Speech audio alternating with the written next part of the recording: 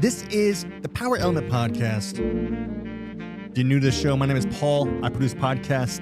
I am a journeyman lineman by trade. Raul, your host, is a journeyman lineman as well. Currently is the Director of Operations, T&D, here at Sturgeon, California. All right, we are joined in our SoCal studio with a special guest from our parent company, all the way from Maine, Steve Foster. Steve serves as the Director of Safety Training. We get into all things industry related in this episode, from culture, leadership, and training. All right, we'll get to the show, but first, our promotional partners, Milwaukee Tool. Since the company began in 1924, Milwaukee Tool has led the industry in developing innovative solutions that deliver increased productivity and unmatched durability for professional construction users. Head on over to MilwaukeeTool.com or on Instagram at Milwaukee Tool. High Voltage Industries, the biggest brand on Instagram, showcasing all aspects of the high voltage industry. These guys have been working for nearly 10 years on showing the world what we do and how the industry gets it done every day. Check out the Instagram page at highvoltage_industries. They got some of the best merch on the game. highvoltageindustries.com. Use promo code POWERELEMENT to get 10% off. All caps, one word. Once again, Power Element, 10% off your order. Get on it. All right. Shout out to Wye Delta, the safety glasses brand changing the game for hardworking crews.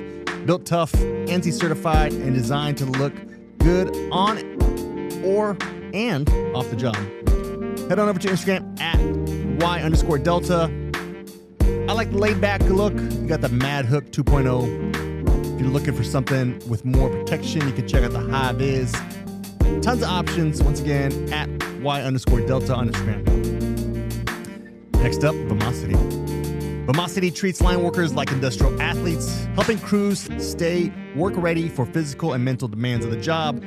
Their platform reinforces readiness, supports recovery, and helps reduce preventable injuries and incidents on the job. Head to Vamosity.com to learn more. I'm a big fan of the Daily 5. Great way to start the day. Also a good thing, kind of midday snack, if you will. Quick reset. Once again, Vamosity.com. Appreciate all hard work. All right, some other promotional partners, Klein Tools. Appreciate you guys. Buckingham Manufacturing. All right, big shout out Daniel Sanchez, aka DSS Beats on Spotify, provides us with all of our music. I'll put his info in the show notes. All right, if you enjoy the show, do me a favor. Make sure you're following the show, first of all, on your favorite platform. Give it a like and be sure to share the show. It helps out a ton. Helps the algorithm, gets us some more exposure. It means the world to me. I appreciate you guys so much. Thank you. Tons of good feedback. So excited for 2026. Buckle up. It's going to be a great one. Great year for us. All right. Last but not least, I want to thank the entire Sturgeon, California workforce. Without you, this podcast would not be possible. All right, let's get to the show. The Power Element Podcast. Steve Foster. Enjoy the show.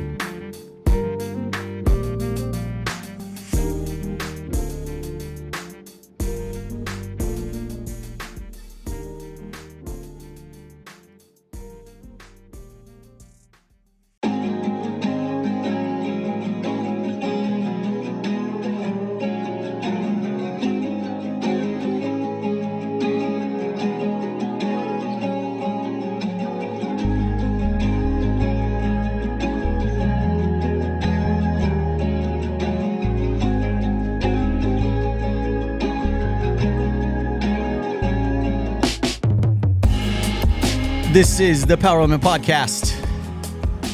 Yeah, we're getting it on here. It's dope. Brand new year. Oh man, it feels so good to kind of hit the reset button a little bit for us all. We can make changes at any point, Paul. We don't need a date, but it sure is nice to hit the reset button on the year, isn't it? I agree. What you got? You don't need a date to start over, change, but it does make it a little easier, I think. I think so. Just gonna hit the reset button. Mental check. Mental check, kind of evaluate how you've done past year and maybe areas to get better. And I don't know where I'm going with that, but looking forward to this year, everything that we're going to do with the Power Element Podcast. I think it's going to be awesome. I know we got some episodes coming this year early. This is probably going to come out a little bit later than the year, but it is New Year for us.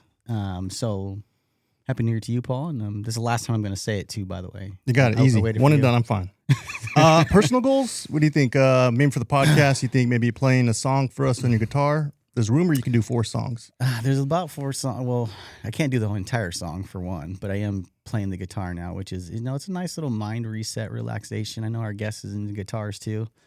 So it is, I don't know, I'm past the Twinkle Twinkle Little Star stage, which is cool, but I can't, my family's tired of hearing the James Bond theme and Blister on the Sun and all those normal classic ones you can just do the small riffs to. But I'm actually enjoying it. Again, hats off to my guys that got me the guitar. I think it's awesome. So I have fun with it. All right. What about you? What are you going to do this year? Anything different? Yeah, I'm going to break 95. You're going to break 95 in golf. Good. Yeah. That's a... Might be take some time off. 95. Why don't you go with 90 or something? 95 is... Baby steps. You do small incremental steps. 95 is... You're doing that now. Yeah, I am. So why don't you stretch that goal out a little bit? Like maybe 90. Let's go with 90. Break 90. I'll break 90. All right. You can break 90. All right. I've seen you play. You do pretty good. Thank you. Welcome to the Power Element Podcast, guys. Don't know what episode this is, but I am excited to have our next guest.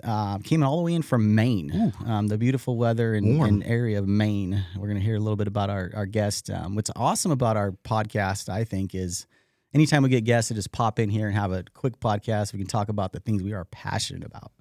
Leadership, human performance, culture, driving our industry better, doing different things.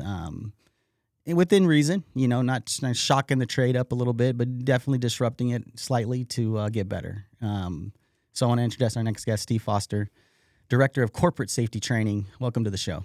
Thanks, Raul. How you doing? Paul. Yeah, no problem. I'm doing good. Yes. So your first time here in our new studio. Indeed. I have to ask you because you've been following our program and our podcast for a long time. From the beginning, yeah. From the beginning. Episode 1. Yep, the very first one, and we're almost, believe it or not, we're almost a centennial, almost 100 episodes, which is cool. But what do you think of the podcast studio? The studio is fabulous. Yeah. One of the things that I commented on, I think everybody does, is it's smaller than it appears. Well, don't tell everybody. It's huge in here. It's terrific.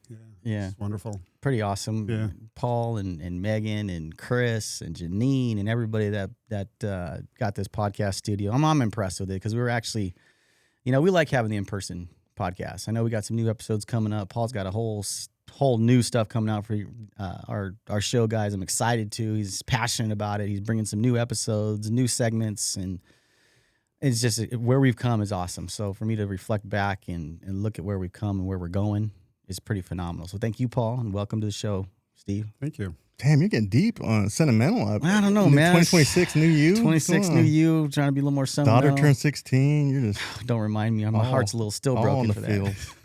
field. Don't put my personal stuff out there. Yeah. Happy birthday to my daughter, Madison. Just turned 16, so it's awesome. We're going to tailboard the event a little bit here, our podcast here. So we're going to get to know Steve a little bit. I know Steve is passionate about, in your position, passionate about leadership, passionate about human performance, and the things, like I said, that you are.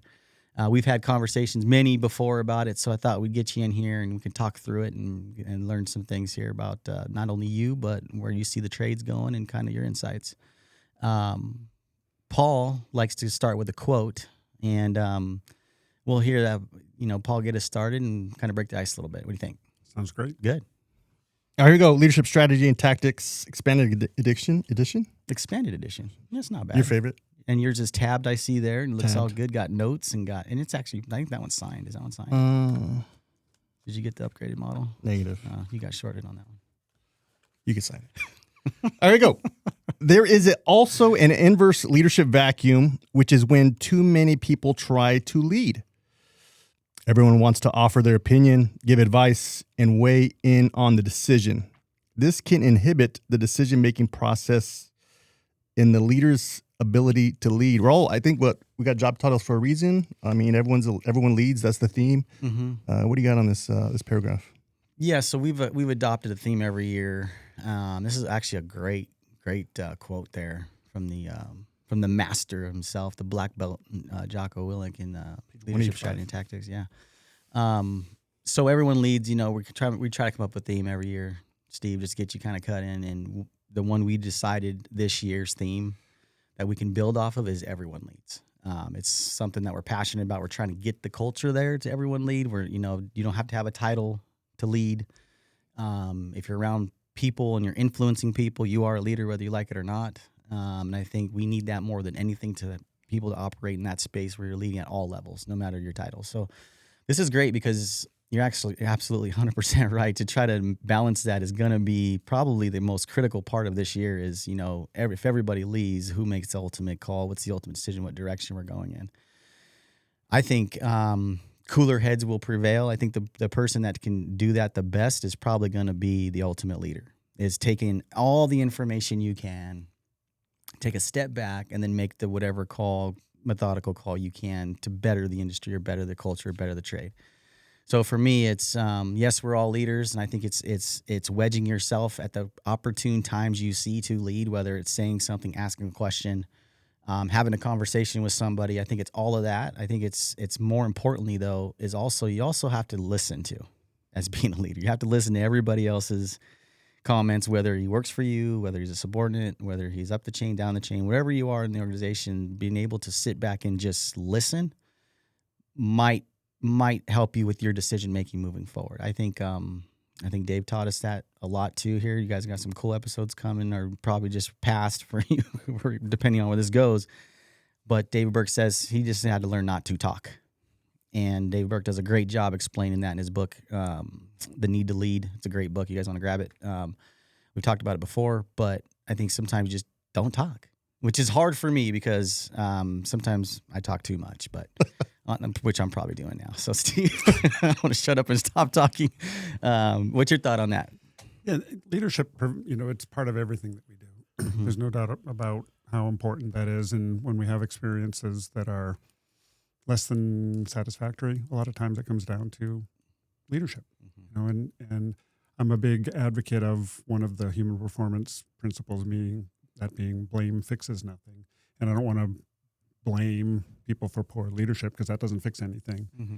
But it's part of everything that we do. And when you look at successes and when you look at failures, it's about leadership, learning from failures, learning from successes. Yeah. And listening is a huge part of leadership, as you pointed out. We have to listen to understand as opposed to listen to respond. I used to work with a guy, and when you were talking, he'd stare at your lips. And you could tell he wasn't listening to a word you said. He was just waiting for your lips to stop moving so that he could start talking. Yeah, it's a skill, man. Like everybody kind of wants to, and like I said, I work at it constantly. I mean, me and Janine, our office supervisor, her and I go back and forth. We'll give each other, little things to be like, okay, stop talking around. It's enough, and she helps me with that. But I think it's interesting. In your position as a director, obviously you have subordinates and you have people that work for you, and you're constantly having in meetings. What's some of the tactics you use to listen more versus talking and getting other people's feedback? Yeah, it's something that I've, like any skill, has evolved over the years. And one of the things that when we reach a level of management in traditional management systems in our country, are really since the Industrial Revolution and this thing called Taylorism, where we separated managers from workers. One of the side effects, the unexpected side effects of that, is that we created this culture where as managers, we're expected to know everything. And we're expected to bring the answers to the problems that are brought to us. And one of the things that I've learned over the years is it's really important to step back and realize, especially now, I'm as far removed from the work like you than you've ever been. And to be able to recognize that the experts at understanding the problems and solving the problems are the people doing the work. Not me as a manager, not you as a manager.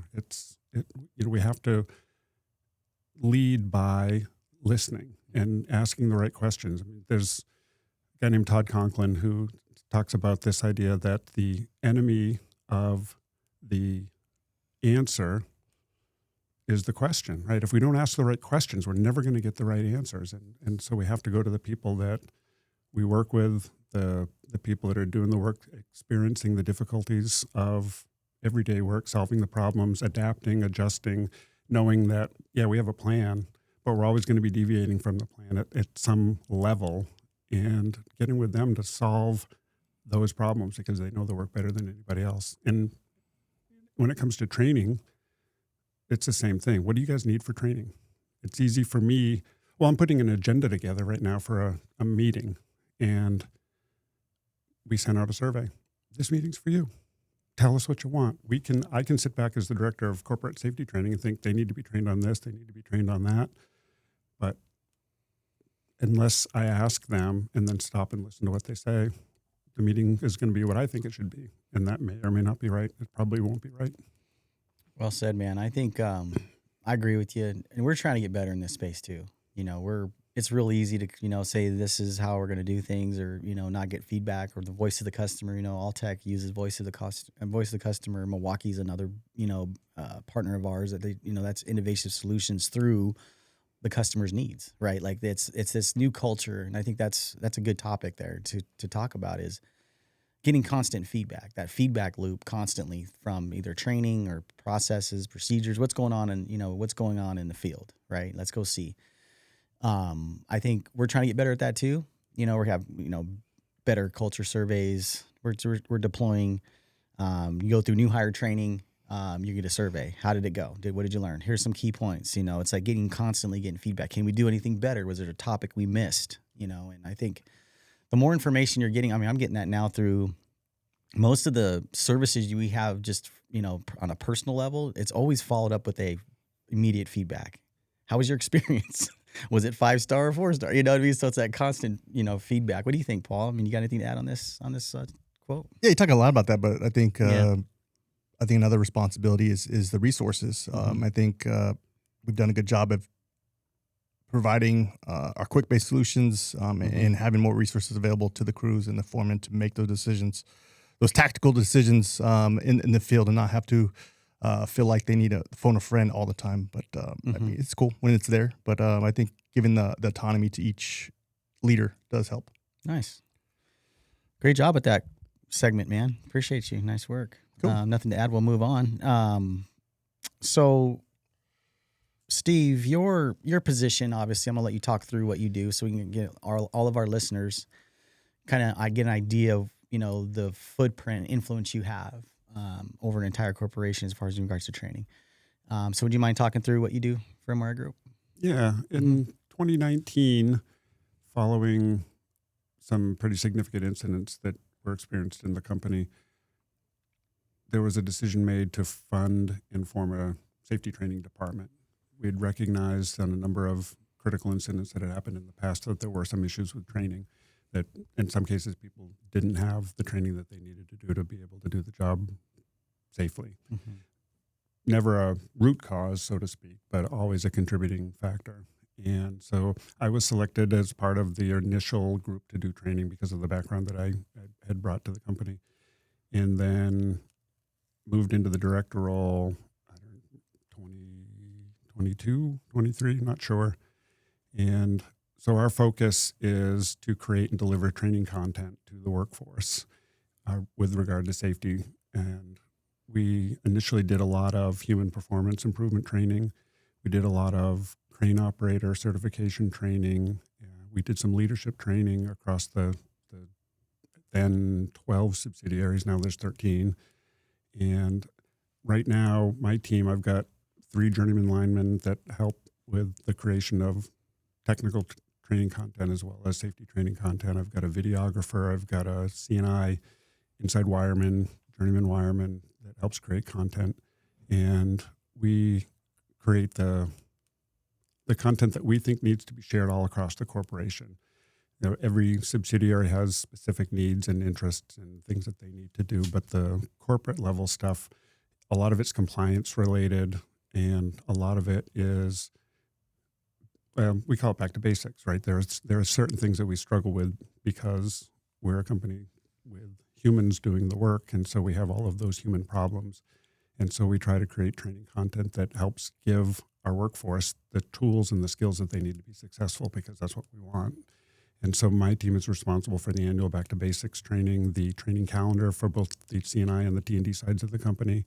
And we've created just a ton of content videos, PowerPoints, stuff that can be used online, stuff that has to be delivered in person. And we make that training content available at the beginning of the year. And we've become less prescriptive over the years, saying this is what you must do. And now we give the subsidiaries choices. So here are the topics that are available. This is how you get to them, and pick what you need, pick what's relevant, pick what's going to help you solve problems that you're experiencing. So that's the Pretty main, awesome. that's the main goal. It's pretty cool, dude. I think obviously thank you for your leadership in that department. You know, I've seen a huge, I wouldn't say improvement, but it is getting better. There's a ton of, I think, better content.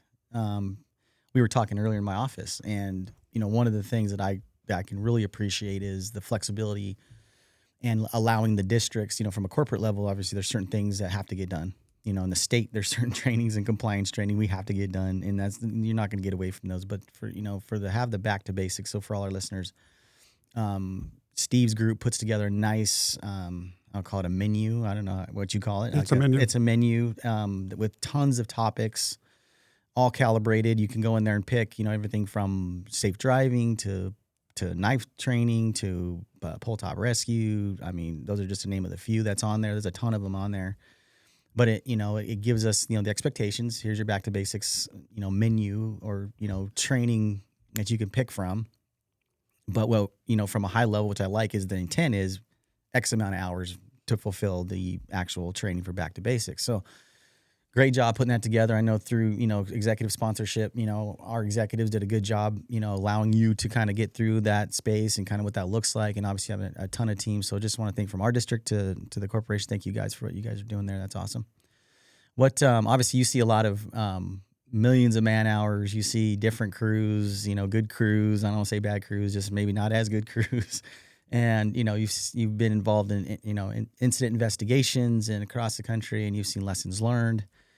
Before we get tied into your background, as you know, what drives you through leadership into this position here, just a quick little segue question.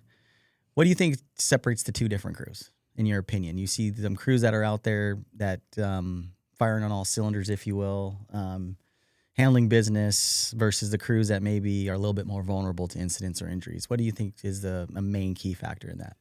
I think the main factor, big picture factor, is leadership. Yeah. Where we see places like Sturgeon, California, where leadership is a priority, we see different results. We see different actions. We see,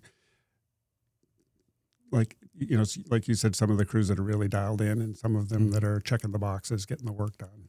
It really comes down to leadership. But leadership, as you know, is a huge topic in and of itself. And so there is tremendous variability. You know, there's union halls that are super engaged and super involved with their people, and there are others that are much less so. And we really see a difference in those areas. But again, it's all about leadership. Everything, in my view, just comes down to that leadership, whether it's formal leadership, informal leadership, leadership by position, leadership by experience. It's all about leadership. And I kind of teed you up for that because we're going to kind of slide into you getting into and your passion about leadership. I know you're passionate about other things, and you're 100% right, man. I think the difference, the key component, and you know, it's a part of our culture. We're extreme ownership students. I say all the time, and we're just students. We're learning. Everything we say is not exactly right, not 100% perfect, but we make mistakes. But we are students, and I think leadership solves all problems, all solutions. We've coined that and adopted that as well, and I think it's something we can build off of. So, obviously, to give you some credibility for our listeners, you've been around quite a bit. A lot. That's what I'm saying. You across the country, multiple unions, different cultures. Obviously, you have to have a certain type of passion for doing this work. How did you get into the trade, and what drives that passion for leadership? If you want to talk through that, if you could. Yeah, that's an interesting question. I actually grew up in an IBEW home. Yeah, my dad was in the trade. He worked in the transportation side for a large utility on the East Coast, and so I was surrounded with that as a child, growing up. He wanted to get me into the union when I got of age, and I wanted to be an equipment operator, truck driver, and wanted to do other things, do this, do that. Boys like toys. We like big trucks. That's right. So I mean, I was a commercial truck driver and equipment operator for a long time, and then visited my friends in college, and like, this looks like fun. So I decided to pursue some educational opportunities, and then ultimately ended up back in construction. It was something I knew a lot about, something I felt good about, passionate about. And then I worked for a large construction company on the East Coast, and then got recruited and went into the local utility in Maine where I was living at the time, and started working in safety in the utility side. And then got recruited out of there to come to work for the MYR Group for Harlan Electric, the subsidiary in the Northeast, as a field safety guy. The utility side's much more challenging. There's a lot of issues between regulatory issues and historical, cultural issues. It was a very frustrating place for me to work. And so when the opportunity came to kind of step back and out of a leadership role more into a field safety guy role, I was, at that point in my life, I was interested in doing that. And it really got me back to my area of passion, which is safety. And I was a volunteer firefighter for 25 years, and safety is a big part of that, right? Because there's tremendous danger running into a building that everybody else has left for very good reasons, and dealing with some of the issues there is very dynamic. And I think that, we use the term putting out fires on a regular basis, right, in safety. It's like we say we've got this problem, we got to solve it. We're putting out fires. And I think there's a lot of parallels between the work that I did as a firefighter for many years and the work that I do in safety.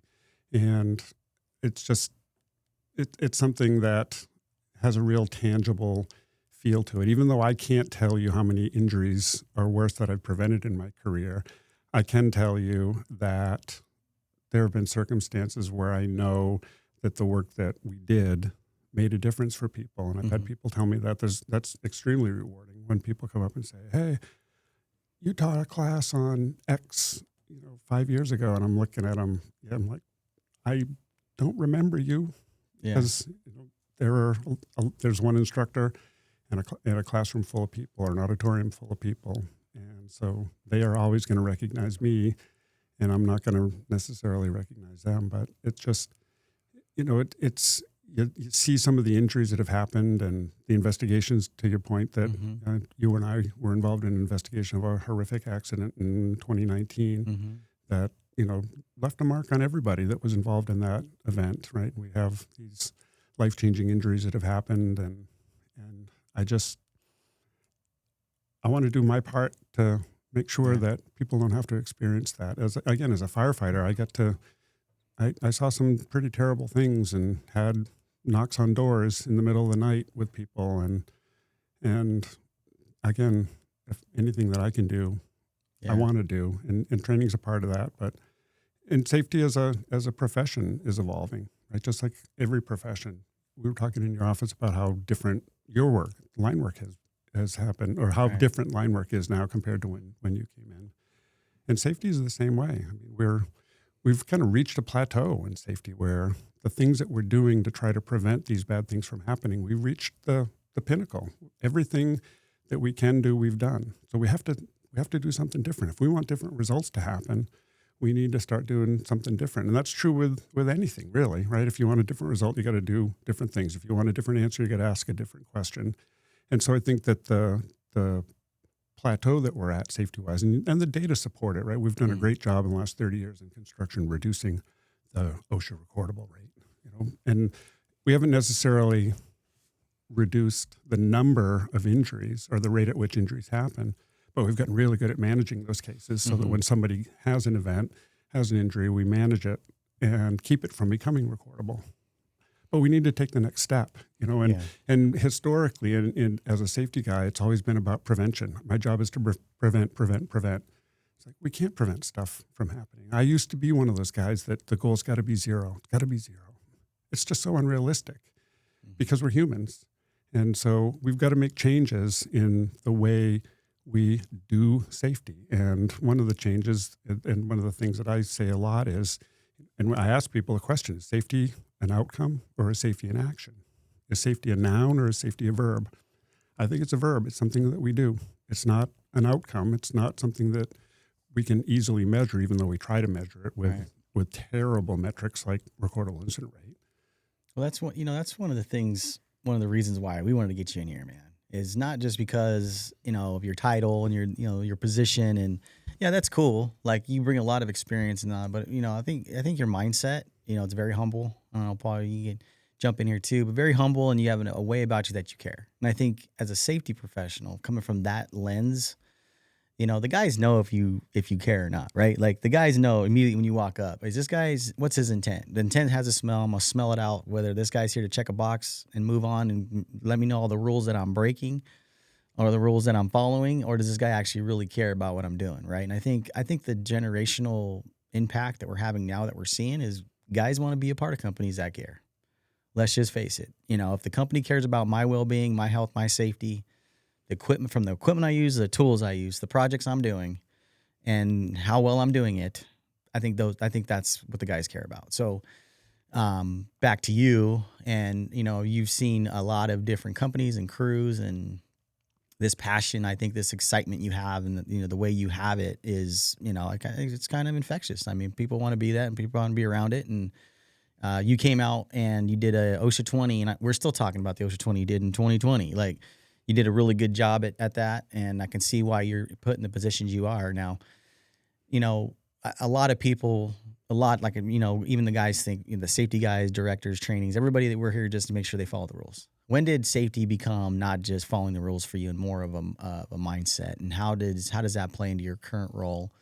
And how do you see it going forward in the industry? I think that the mindset for me changed after a couple of investigations that I was involved in. Mm-hmm. And we were, as an organization, we're really quick to blame the employee. And in some cases, employees were actually fired following treatment from an injury. And I showed up on a job on the East Coast. Usually guys get promoted, fuck up, move up. That does happen sometimes. Yeah. Just kidding. Yeah, for years the safety people were formerly injured employees. They didn't know what else to do with. Right. So they they'd be good at the safety piece. But, I showed up at a job site. There'd been an event, and the first thing I wanted to do was talk to the involved employees. Well, you can't talk to them. What do you mean I can't talk to them? I need to talk to them. It's like, well, we fired them. Oh, so you think they did this intentionally, that this was some type of deliberate act? Well, no, I don't think that was deliberate. Why'd we fire them then? Mm-hmm. Well, because they didn't follow the rules. It's like, well, you know what? We've learned that when work goes well, people don't follow the rules. Right? And when work goes well, people don't follow procedures. And when work goes well, people make mistakes. And so if those things are happening when the work is going well, why would we fire people for doing the same thing when the outcome is different, right? When people take shortcuts and the result is success, we call it innovation. Mm-hmm. When people take a shortcut and the result is failure, we call it, insubordination, or we call it some other type of failure, and we fire them, right? We work with human beings. People are going to make mistakes. It's one of the things that we know. And even the evolution in human performance improvement. When I first started doing human performance improvement classes, it was really based on the work done initially by the Nuclear Regulatory Commission and the U.S. Department of Energy. And it was all about identify the situations where you're more likely to make an error, put up defenses, and don't make the error. Well, anybody who's ever made any kind of an error, especially a critical error, they didn't know they were making an error at the time. If they'd known what was going to happen, and that's why we can't predict stuff. Work looks normal right up until the moment that you realize it's not normal. And are there weak signals that we need to look for? Absolutely. Are there error-likely situations, the situations where you're more likely to make an error, that you can be more aware and try not to get caught up in that? But something as simple as complacency. We blame employees for being complacent all the time. Mm-hmm. Complacency is a byproduct of a stable system. Any type of stability is going to result in our human brains going, I don't need to attend to this issue as much anymore because I've mastered it. Playing the guitar. You'll get to a point where you can make chord changes without thinking about them. I ain't there yet, but you can make chord changes without. I ain't nowhere near that, bud. You need to master the fundamentals. The three cowboy chords. Yeah, exactly. So, but you'll get to that point. Yeah. And that's a type of complacency. Our human brain is set up to save energy. And when we're learning something, there's a lot of energy being expended.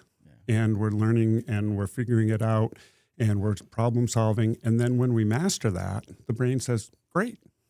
I think we need, you're going down this road exactly where I thought we would go is, the concept of, following the rules. We have an older safety guy, I'll say experienced safety guy, and his thing is follow the rules, shithead. That's all. It's simple. Line work is just follow the rules. And he knows who I'm talking about. He's been on the show before. And I always laugh at that because that is the culture where we all came from. Sure. Right? Here's the rule book. It's got, I don't know how many rules you think are in a rule book now, Paul? A lot. Right? And they're all there for a reason. No, our safety manual is 300 pages long. That's my point. There's rules, and then you go into the special committees out there, the secret services of, committees, and there's the corporate, the corporate policies, and trust me, I think they're all great. I think, an X amount of rule because we're going to get better in this space. It's obviously working. I think the culture is getting, but there's a time I think where does rules really take in consideration when an experienced lineman gets hurt or an experienced lineman? We're not even talking, let's not even go down the road of inexperience because that has its challenges, right? But now you take an experienced lineman, a tradesman, a craftsman in any trade, and he knows the rules. It's not that he doesn't know them. But then again, those experienced linemen still get injured. So to me, as a culture, we got to fix that problem because now I got the guy I want up in the air or the guy in the vault, the guy performing the work. He's experienced. He's done this before. He knows the outcome, right, wrong, or indifferent. He knows the rules, but he's still getting injured. Why do you think that happens? Because nobody intends to hurt themselves. Nobody intends to hurt themselves. Nobody intends to make an error. Nobody knows they're making an error until there's an outcome. Yeah, and we call it black line, blue line, right? It's work is planned versus work is imagined. And that's something that resonates a lot with the linemen. I'm like, do you ever get plans when you look at them and you go, who designed this? Clearly someone who's never built power lines. Or rolled up a hand line once. Any of those things, right? And so nobody thinks that is going to happen to them. And so what we have to have that's going to be different. I don't think any of us can ever explain why some of these things happen, why an experienced hand can make a mistake. Take your best shot. Take my best shot. I think a lot of it is that complacency piece is that they've done it so many times without having any kind of a failure, and they're so confident in the work that they've done because they've never had a failure that they don't think they have to attend to it to the same level that they did when they were learning. So if you're out there, experienced lineman, you have an apprentice with you, and obviously, like I said, he has his challenges, and the younger guys have their challenges, and the human brain we already know this. The human brain can only take so much. We've proven it, and science has proven it. Your daily operations, you go by and you're like, you're just driving. Did I just pass my exit? What happened here? You know what I mean? Like this stuff happens, and sometimes it happens at the worst time doing critical steps. That's right. So if you're, like I said, if you're, to give guys a little nugget of information on their way to work this morning or on their way home from work, what is something they can do to overcome that? And how do you think the best opportunity is to keep your mind engaged and to keep it cut in, especially during those critical tasks? What would you offer up as advice? Yeah, I think there's a couple of pieces to it. One is, as I said, we've plateaued on the traditional ways of doing safety, and I think that it's about capacity and it's about energy. So we have to have the capacity to not allow an error to have a catastrophic consequence, right? And that's one of the questions that I've been trying to get our safety people to ask during investigations is how could someone making such a simple mistake have such vast negative consequences? And the answer is because they didn't have the capacity. And in capacity, we've been talking about it for a number of years, and we tend to call capacity, it's failing safely. Well, what does that mean? So if we have people working at height, no one intends to fall. Any person who's ever fallen to their death or had a serious injury didn't intend to fall. They didn't think they were going to fall, didn't plan to fall. And so we know that simply looking them in the eye and saying, do not fall, is not enough. Imagine if it was. How much money could we save? All these expensive harnesses and tie-off points and engineered anchor points and all of this stuff. We could just say, do not fall. And that would be enough. But we know it's not enough. Why do we put up guard structures when we're pulling wire? Well, it's not if the wire falls, it's when the wire falls. We need to protect lower circuits. We need to protect railroads and roadways and things like that. And so if it was enough to say, don't drop the wire, Yeah. we wouldn't have to do all that. We wouldn't have to take all that time. And when I use those as an example, people go, well, of course we're going to put up guard structures. Of course I'm going to tie off. Of course I'm going to wear PPE. Well, why? It's because equipment breaks and people make mistakes. And we have to have the ability to, and the resilience to handle that without a terrible consequence. And so it's all about building capacity and then the energy that's present, right? We build capacity based on energy. And the whole energy-based safety thing that we're evolving into is all about that. It's like more energy causes more harm. And all forms of energy are hazards. Mm-hmm. Every single hazard is a form of energy. And it's the same thing. When there's a lot of energy present, you have to do more at that point and recognize that if you make a mistake with high energy and you don't have capacity, you don't have space. Some people call capacity a margin, having a margin for error. In aviation, there's the reason planes don't crash into each other in the air. And if you look at a FlightAware app and see how many planes are in the air at any given time, it's staggering, right? Millions of people fly, and they have a physical margin between airplanes so that if somebody gets off course or makes a mistake in their approach, there's margin there, there's capacity there. And so it's all about capacity. More energy causes more harm, right? I often, when we do energy wheel training, I'll say, can you survive being struck by a Ford F-150 pickup? Which, of course, always brings up the Ford Chevy Dodge thing, right? It's like, well, different conversation, right? Dude, there's no comparison. It's all about Dodge. This guy doesn't agree with me, but yeah. Oh. So I asked that question. He's a Jeep guy. I'm a Jeep guy too. Yeah. Gas goes up. I should show you a picture of my '73 Jeep Commando that I've got in the garage. How's the at home. show? Yeah, Pause. yeah, pause. We're back. But yeah, again, it's all about energy. Can you survive being hit by a Ford F-150 I like pickup this. truck? I like this concept. Yep, but somebody says, but there's always somebody in the room that says no. And I'm like, are you sure that you can't survive that? And then somebody always asks, well, how fast is it going? Yeah. Exactly. How fast is it going? A truck going 5 miles an hour is going to bump into you, and you're going to be like, what the hell? Yeah. Right? That same truck doing 60 miles an hour and you're dead. So it's the same thing. Yeah. And, especially in our industry, right? And for the trade, I mean, one of the questions I'd love to ask, and it's going to be part of the new hire orientation, is can we reliably do high risk work? And that answer better be yes. That's our business. We do high risk work every single day. Mm-hmm. And we do it successfully every single day. And failure is rare, but when failure happens, it's unforgiving. And if we don't have the capacity to make an error in the presence of high energy, electricity, then people are going to blow their arms off and people are going to get burned and people are going to die. And so we have to have that capacity built in. And that has to be done at the local level. We can't prescribe that from corporate. Yeah, we've got to understand the overall concept of providing capacity and what does that mean. And there's different types of controls out there to deal with high energy. We call them direct controls and alternative controls. And direct controls are things that we put in place that will either mitigate the energy when it gets released and comes flying at you, or you're far enough away, right? 4-foot shotgun sticks. How long has it been since we took away 4-foot sticks? Why did we do that? Because there wasn't enough room, margin, capacity for when something went wrong for you to be able to walk away from that. Oh, you sure could get grounds off fast. Those grounds were nice. Yeah. Well, yeah. And inside a vault, you kind of need them. But yes. No, I think, this concept, the energy wheel concept and, building in capacity, the margin of error, everything you're talking about, I really like it. Because I would say it's fairly new. I mean, it's within 5 years. I think we've been trying to slowly, implement it. And I like it because it really pulls on our leadership principle of being simple, I think. When I look at it and it's very simple to adopt, it's really specific on these key energy hazards that you look prior to doing the work. I won't list them because they're not that simple. I have to have them in front of me, but they're simple enough for a lineman to doing the work to say, okay, here's the energy we talked about.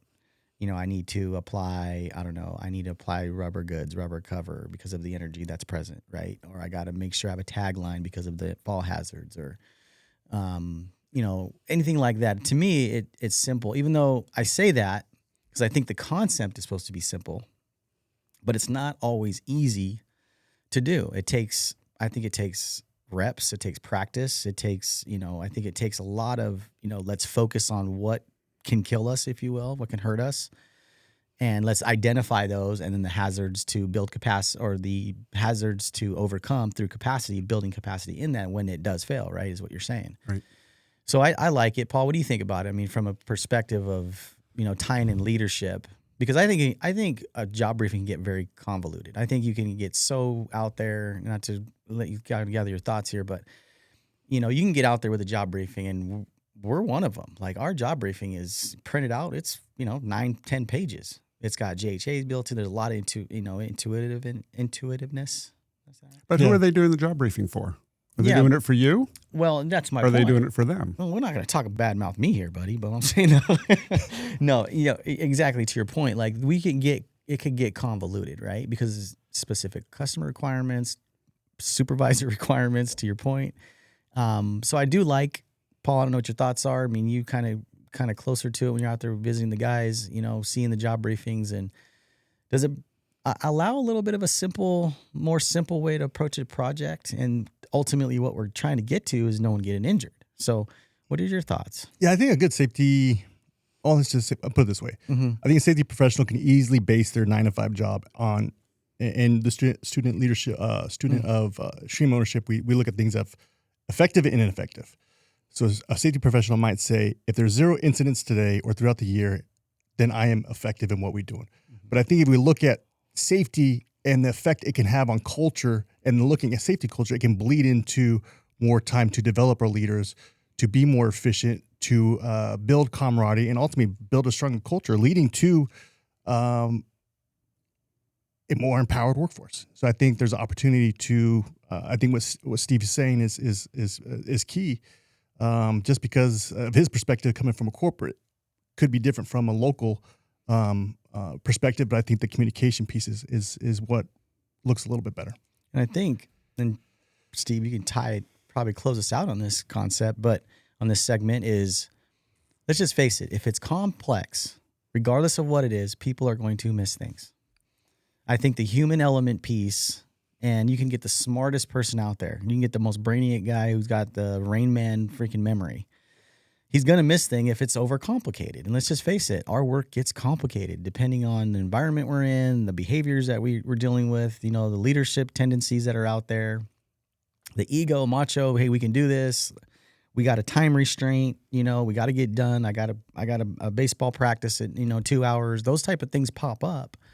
I think if we can simplify the job briefing, simplify the tasks, continue to communicate well, to your point, effectively, 3-way, peer check, and all the human performance tools that are out there, questioning attitude and all them, I think if you can less complicate it, make it simple, we're not going to miss things. I think that's when linemen go home safe, is we can keep it simple, and obviously it's going to take leadership for that. What's your thoughts, Steve? Yeah, I mean, we're always going to miss things because we're human, right? And we work in a complex adaptive system. Everything is very complex, and it's nice to simplify the things that we can simplify, but it's naive to think that we can simplify everything. We just can't. Yeah. There's just too much going on, and experience plays a big part of that, and that's why the journeymen have got to be bringing apprentices along. Right, that's one of the things that I've been seeing, and since I've been in the trade, is there's less and less interest on the part of the journeymen once they top out to bring along the apprentices. Like, wait a minute, who brought you along?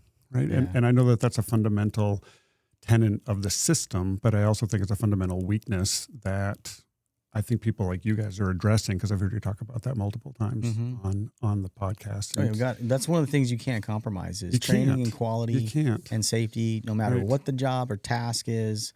Put that apprentice, we got a lineman in the room, listening in, and I'm going to kind of talking to the trade is like, put that apprentice in that same position you're in and help him through it. Like, see what kind of hand you build in. Like, you're going to build a solid hand that's going to be able to maneuver through those complex situations. He ain't going to be the fastest. No, there is no doubt in my mind he's not going to be the fastest. But eventually those reps will get him there, and he'll get there to be more efficient. So no, 100% agree with that, man. Yeah. So I mean, the places that we can simplify, or that we really need to, is in the presence of high energy. Right. It's all about the energy and this sticky concept, right? The shit that can kill you. If you go out onto a job site and And slip, trip, and fall hazards are important, and all of the different things that we put in job briefings. But ultimately, we've done, as I mentioned earlier, we've done a great job reducing recordable incident rates across the industry. But the fatality rates, the rate at which people die at work, is flat for 30 years. People are still dying at the same rate, which means there's actually more people dying, right? Because there's more people in the workforce today than there was 30 years ago, but the rate has stayed the same. So we've got to be out there every day identifying where the stuff that kills you is, because the stuff that kills people is different than the stuff that injures people. Are you serious? That's the same rate? Same rate. Hasn't changed in 30 years. It's flat. Yeah, I've got a copy of the graph. We talk about rates across multiple meetings. It seems like, here, obviously it's the new year, like we said, and we're talking about goals and, how last year went. And for me, I worry though. I'm going to tell you what I worry about. So right now, not even just a corporation, but I'll just say as an industry, recordable rates are down, lost time is down, but significant injuries are up, right? Like you said, or it's flat. We can't get better in that space, I'll say. I worry about a couple things. Are we at a spot to where we could almost flip what we're doing, because we're focusing so much now on the serious side? Now we go back to the smaller, I don't say small, because people getting hurt is unacceptable. Like, we're not looking for any of that. But are we almost to a point to where we're concentrating so much on the high energy, high at risk, that some of the smaller, incidents start popping back up? Now that flips. Now we're going up on those recordable and lost time rates, which it could, guys are, back to work at some point. Some of the smaller hand injuries, rolled ankles, from that perspective. And then that number still stays the same on the significant injury. So for me, it's I'm looking at how do we keep it the same? Because I'll tell you what, coming into a year with 0 recordables and 0 injuries is pretty nice. For multiple years, that's something that we can hang our hat on, not just from a customer perspective, but when we talk to the families, that's one of the major components I like pulling on is everybody went home safe today. For sure. For 365 days this year. So how do we keep it balanced, Steve? Like from your perspective, because we got analysts all over us telling the same thing. What is your thoughts? How do we keep a balance on that? Well, first of all, recordable incident rate is a terrible metric for measuring safety, because it doesn't tell us anything about how safe we were. It simply tells us about the events that met a certain threshold that we now have to record, right? But how many of those recordables would you trade to avoid a fatality?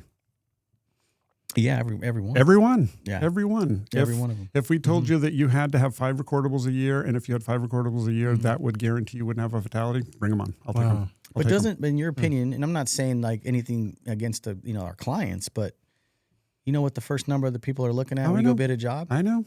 It's a terrible metric. So it has 0 statistical significance. They're not asking for how many good catches did you do? How many observations did you do? How many man hours of, safety visits you did or trainings you did? How much, what's your culture look like? It's, that's the box. We're going to put OSHA recordable rate there. You're going to put a lost time rate there. Right. Here's your grade in, some third party system that grades you, that's going to review all of your system. So how do we, because I think the important part is what you're saying, I think. Yeah, so. For sure. Yeah, we have to eliminate fatalities. We can live with recordables, but that is the single biggest challenge that we face in construction is that our clients, that's the first number. They look at safety as an outcome, not as a process. It's a noun, it's not a verb. Yeah. And when you look at the statistical significance of it, we know from studies that the predictive value of recordable incident rate from one year to the next and even over time is less than flipping a coin. When you flip a coin, you got a 51% chance of getting it right. Yeah. Right. When you use recordable incident rate to predict the safety of a contractor, when you're evaluating them, there's less than 1% chance. There's less than 1% predictive value in those numbers. And so we've got to find something better. There's a number of things that are being proposed out there, but it's so ingrained in all of the services that we use, the Avetas and the ISN and all of those things, that we have to fill those numbers out first. And that's what's most important to our client. We've got to get through, whether it's through EEI or through other agencies, we've got to get through and find a better way to measure. Right? And then even when you look at recordables, right, a broken ankle, our broken leg is the same as 2 stitches. Right, and when you look at severities, right? So you get small companies like even our small T&D company, High Country Line. They have 1 recordable.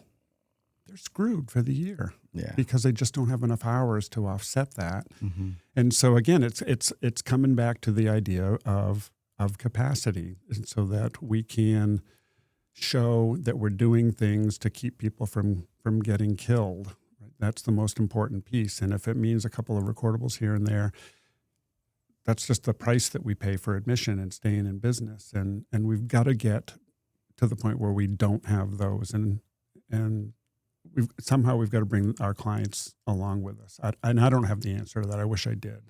But And you don't have enough time to solve it because you're retiring in 3 months. I'm retiring in 3 months. And we're not going to solve this in 3 months. No, for sure. We won't. sure. And I don't even know if it's a solution. I think it's a couple things, man. And I'm just going to shoot it to you straight, and we can talk through it. I think, I don't think we'll ever change our clients, and they're the customer. The customer's always right. Yeah, I That's hope the you're wrong. foundation But, we always live.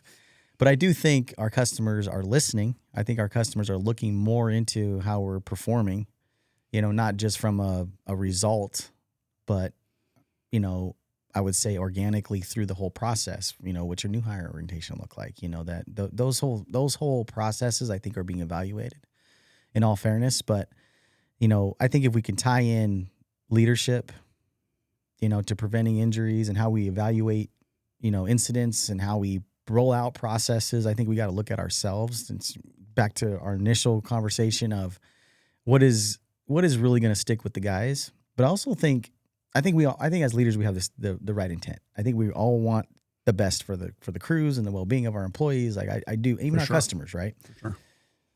But I think there's some things that we do also as leaders that may inhibit that from happening, right? Like we're talking through it right now. Is there any other things we could do better, you think, as leaders to kind of help the field out, get to that goal of, hey, we want you to go home safe. We care about you. We mean it. Here's all the rules and tools and policies, whether simple or complex. Here's here's everything to do, and we're going to give you everything possible. But is there some things do you think we can do? I'm not saying we as a company here locally. I'm just saying as an industry that you see across the country that maybe we can do better, just for the benefit of the men. Yeah, I think we need to create an environment where we can involve our people more, because again, our people, the traditional leadership approach with dealing with our crews is that our people are the problem. If our people were just smarter, if our people just cared more, if our people would just follow the stinking rules, all of these problems would go away. And none of that's true. It'd be great if it was. It's just not true. So we have to involve them. We have to ask them questions. We have to be able to create an environment where someone can come to you and bring you news that you really don't want to hear, right? And you've got to have that environment built and involve the crews. We've got to become much more of a learning culture. And when we do incident investigations, when things happen, first of all, we should stop calling them that because they have a negative connotation, right? That they're investigating what happened. We need to call them learning events. We need to go into them. Look, the whole purpose of this meeting is to learn the circumstances that made it okay for you guys to not follow the rules. Why did you think it was okay in that environment? We need to learn and understand that, and learn from talking to people, and then recognize that the people aren't the problem. The people, in fact, that do the work are the solution. And if we would just ask them, they'll give us the answers that we need. Paul, do you think as leaders, do we just, I'm going to piggyback off this and we'll move on to the next topic, but I want to make sure we get a clear point out there. Is there anything that leadership does that increases the risk versus help the risk from a field perspective that you can kind of coin up a little bit here? Because I think our intent is, as leaders, we have a good intent, but I think sometimes we may increase some of the risk out there, whether it's a new policy, a new, whatever, new training, whatever that rolls out. I mean, what do you think that? Do you think there's anything we can do? I don't mean we as a customer. I'm saying as an industry, as holistically, is there something we can do or that we're doing that increases the risk? You're talking leadership, unintentionally. Leadership from a tactical standpoint? As far as leadership, or even, is there something maybe we're making stuff too complicated? Is there things that we're doing to increase some of the risk versus help the risk? Yeah, I think being the easy button is for leadership and that micromanaging of letting a foreman do their work, letting the crew do their work to a point. But I think letting them develop and grow is a big key within the parameters. Kind of sets us up for success. Yeah. Was that right? Well, yeah. I'm looking for, What do you got? Come on, give me again. No. I'm just thinking there's, certain things I think we have all in good intent. And I a lot of our linemen listen to this podcast. There's a lot of guys, work for us, don't work for us in the industry. I think we're going to make mistakes as leaders. What I'm saying. We're not perfect. We're just as human as everybody else. I think for me, I think that's great what we want to do, Raul. And I'm talking about from a from a hands perspective. Like, I think this is great. This new tools or new processes. But for me, does it increase the risk? Is there increasing the risk to the point to where I probably should say something? So all I'm asking for is the feedback loop. Like, give us some feedback. If there's something, I go back to the young days of me as a superintendent at a different company, and I had this brilliant idea that this checklist was going to solve this problem. We're gonna create a new checklist for this. That's going to do it. We're going to have a new checklist, and it'll be in every single package, and blah blah blah. And I had a seasoned lineman. He knows who he is. We'll probably get him on the show, but he comes up to me and says, Raul, your intent is great, dude. We understand, like, you're passionate about it, but dude, this checklist is not going to work. It's just something else that we're not going to do. Let's go back to the basics. Let's go back to what we used to do in this aspect. And it made so much more sense because essentially I would have just gave him another paper that wasn't going to do, could have increased the risk because now I'm thinking it's going to work. It's not going to work. But the ultimate answer was from the field. I think you and Steve are saying something good. And I think embracing that no one's coming to save us mindset as individuals and as an organization is key, because you guys are talking about the metric is not, is not, what would the word be? It's not, the metric is not, it's not conducive to safety. Right. It doesn't build culture. So what are we going to do? Yes. We're going to take the reins in our own hand, take ownership of those incidents and what we feel is going to drive the culture, drive the safety numbers to where we want to. So I think that no one's coming to save you approach. And everyone leads culture is what I'm saying. Is an everyone leads culture. It doesn't matter what title you have. Ask the question, speak up. It may lessen the risk of something that's going to happen from a process standpoint or from just a crew tactical standpoint. You know what I mean? Like, everyone leads, and ultimately it's the leader, it's the person in charge has to make the call. But I think if we engage in an open conversation, let's talk about it. This is the reasons why. And if we do our part as leaders and we're pulling on that thread why of how important it is and why this has to be done, I think we will grow and improve the culture more. That's all I'm asking. Is getting more involvement. Imagine if everyone just followed. Yeah. Right? You're saying everyone leads. Imagine if everyone followed. If we had a crew that went out and said, okay, they want us to follow the rules. Watch this. Hey, how come you guys didn't get any work done today? Well, we followed the rules step by step, did everything exactly the way you told us you wanted it, right? That compliance mentality would paralyze us. We just would never get anything done. People have to adapt all day long, every day, and we need to learn from that. We need to understand what's happening when nothing bad is happening, right? That's one of the biggest leadership lessons that I think that we need to take forward is understanding what's happening when nothing bad is happening. And knowing that is going to help us create capacity and help us learn from the people doing the work. Steve, you're very forward-thinking, I'll call it. Very forward-thinking. You've been doing this job for quite some time now, trying to lead a corporation in training and what's out there, what's next. You talked about having a podcast from the corporate level too. There's all these things going on in your head. What do you think is improved? And I kind of want to do this with you because, in the past 10 years, you've been also in safety. What do you think in the past 10 years you can coin up to, what's different from 10 years ago till now as far as the culture? I mean, and not something easy like guys aren't wearing tank tops anymore. Yeah. Shit like that. And I'm talking about from a culture perspective, and I'm talking industry-wide. What do you think of advanced improvement? Or maybe something that's not improved that we still need to improve in the past 10 years that you can see the difference? I think in the places where we've empowered the workers to come forward and give us answers, I think they're seeing big benefits from that, big payouts from that. So I think that's something that's changed. I think that there is more willingness to bring ideas forward and say, why are we doing this? This is the dumbest thing that I've ever heard of. And there are a lot of places where in the past that hasn't happened, right? And I think that even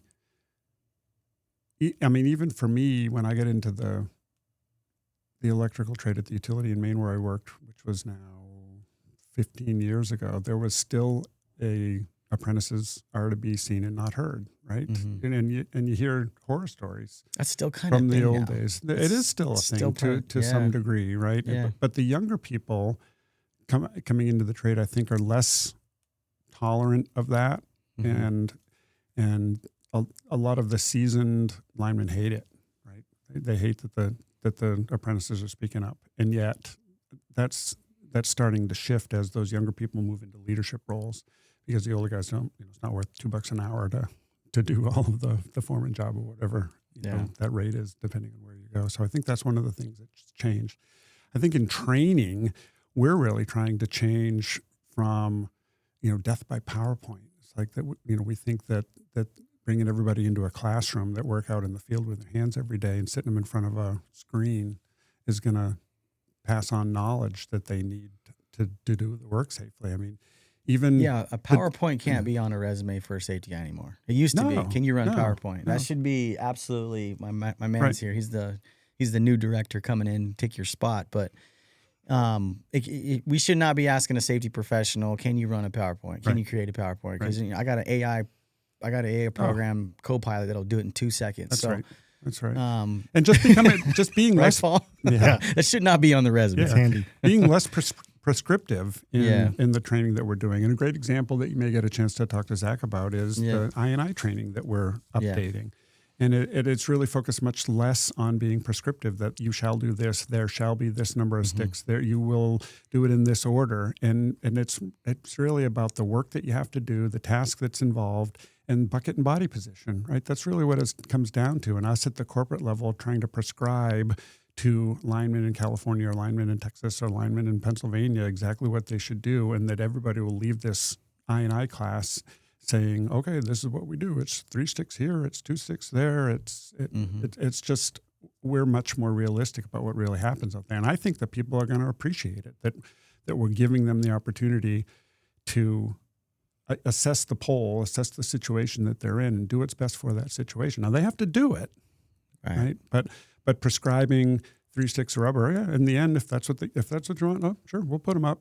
And then when you come after us and saying why we only budgeted 6 hours for this particular task and you're doing it in 8, it's like, right?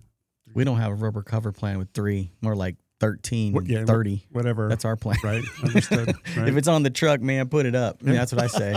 No, I think it's that's great, your insight, 10 years previous and kind of where we are going. Now I want to fast forward 10 years.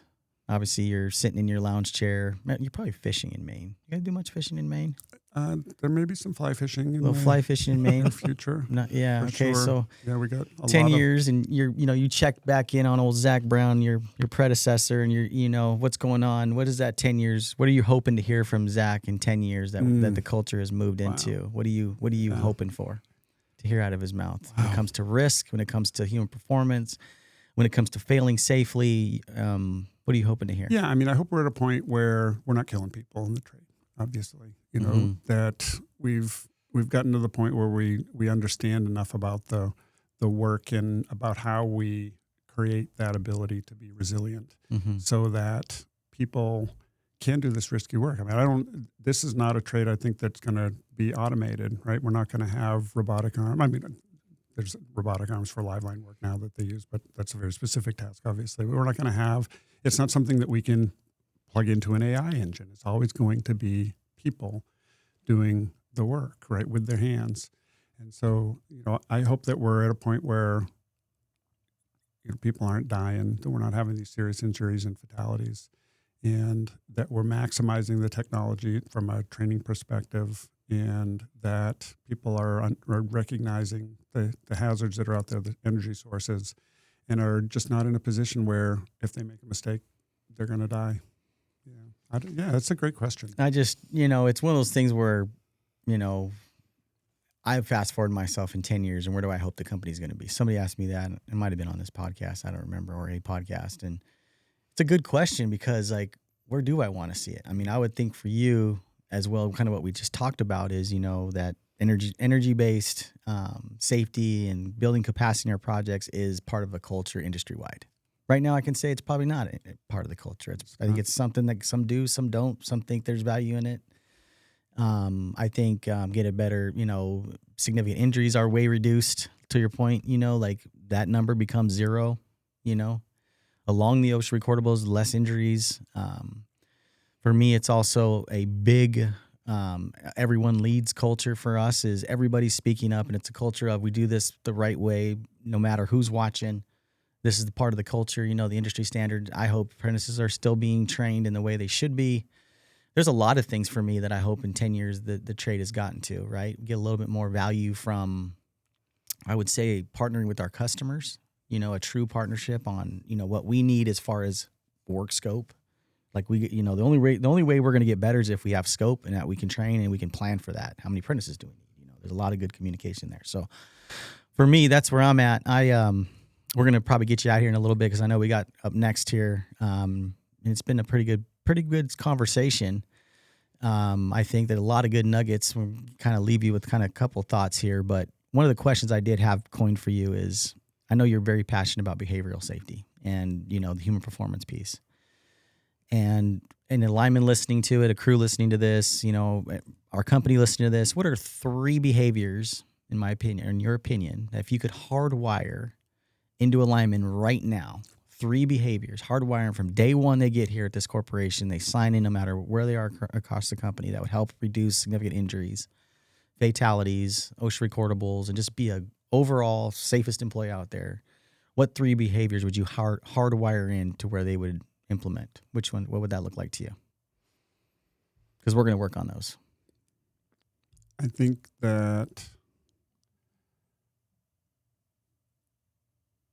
recognizing that humans are all different and people see the world differently is if everybody understood that, a checklist isn't going to solve the problem because it worked for you doesn't mean it's going to work for everybody else. So I think it's a skill of understanding that everybody's different. Everybody brings a different viewpoint to the job, I think is really important.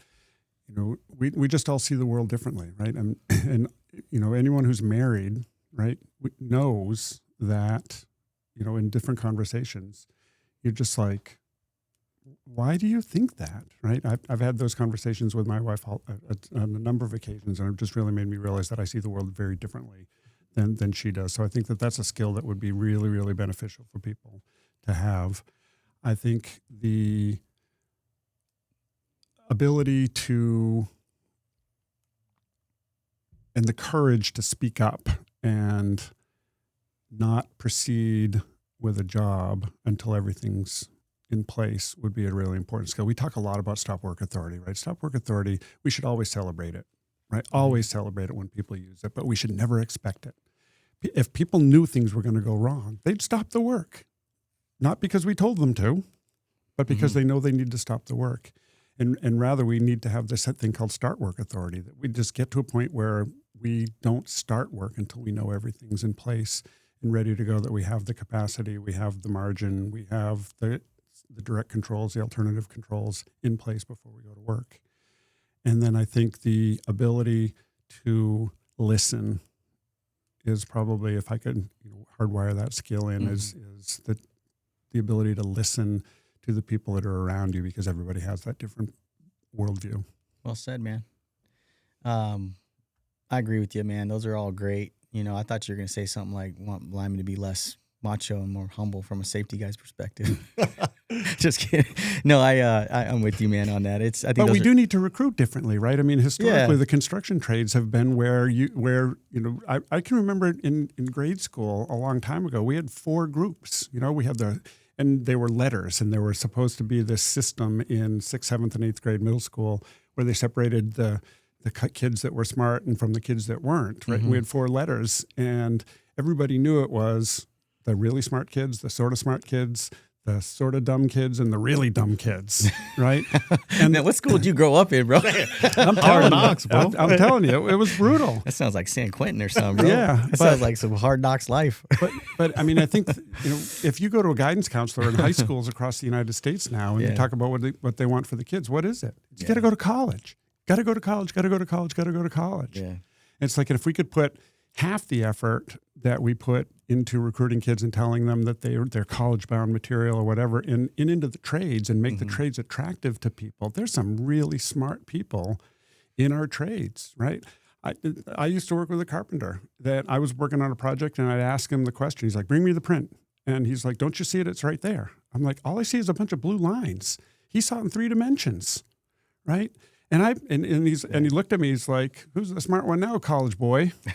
Right? Yeah. And so I think that's one of the things that we need to do is we need to get into the schools and make people or get people to understand that this is a heck of a good way to make a living, man. And we need those smart people. Heck yeah. Well, we're gonna get you out of here, man. Paul, did you have fun? Yeah, that was good. Yeah, good. Mr. Foster, it's a pleasure having you on. You'll be a void when you retire, but enjoy your retirement. Yeah. Get some fly fishing. Yeah, for sure. Never traveling to do. Yeah, got some travel, big plans. Yeah. Any final comments when we get you out of here?